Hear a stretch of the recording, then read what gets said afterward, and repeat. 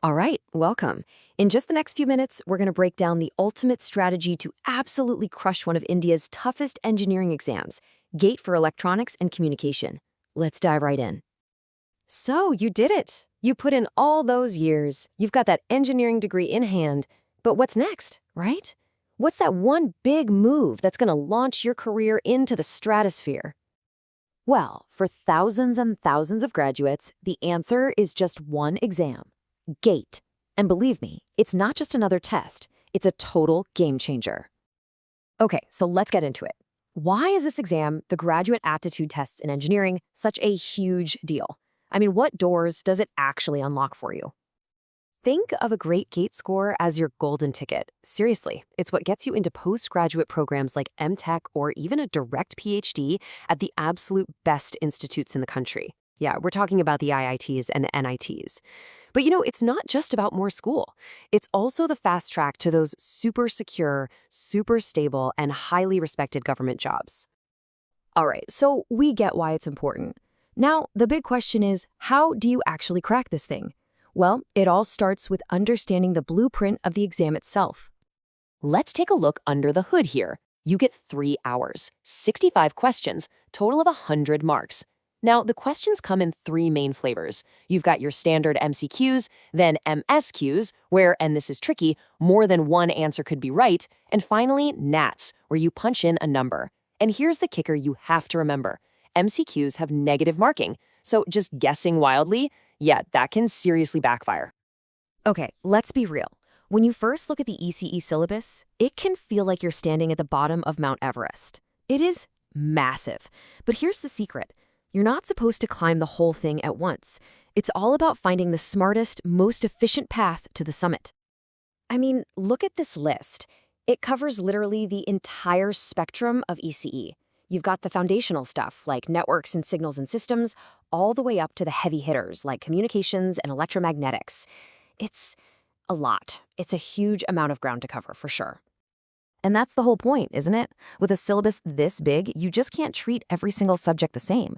The real secret, the key to a smart pleb, is knowing exactly where to put your energy to get the biggest bang for your buck.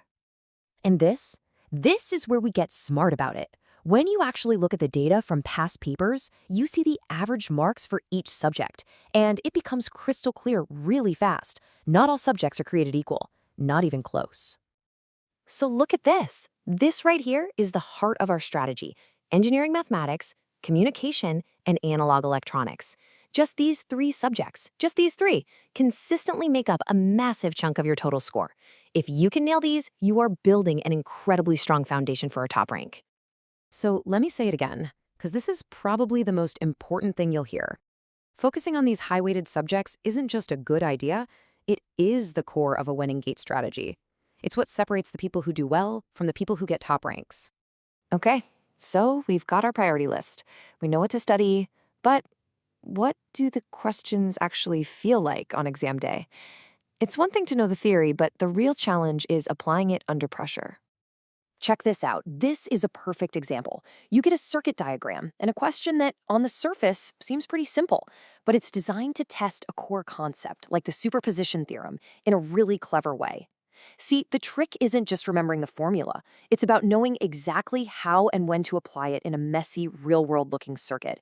That's the GATE challenge in a nutshell, bridging that gap from theory to actual problem solving.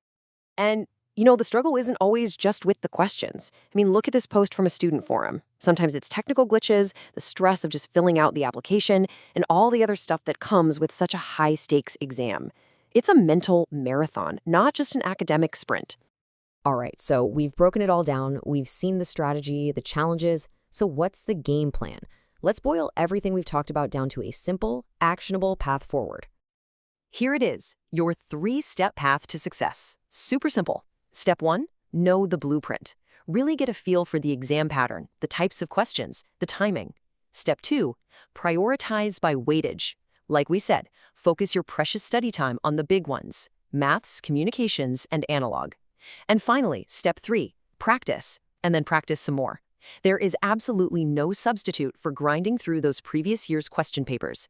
That's how you master this stuff. So there you have it. The strategy is clear. You have the exact same blueprint that top rankers use.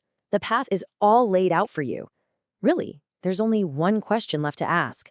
Is your commitment just as clear?